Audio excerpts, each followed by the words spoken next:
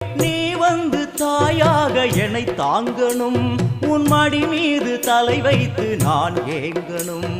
சலனங்கள் இல்லாமல் மனம் தூங்கணும், மனம் தூங்கணும், மனம் தூங்கணும்.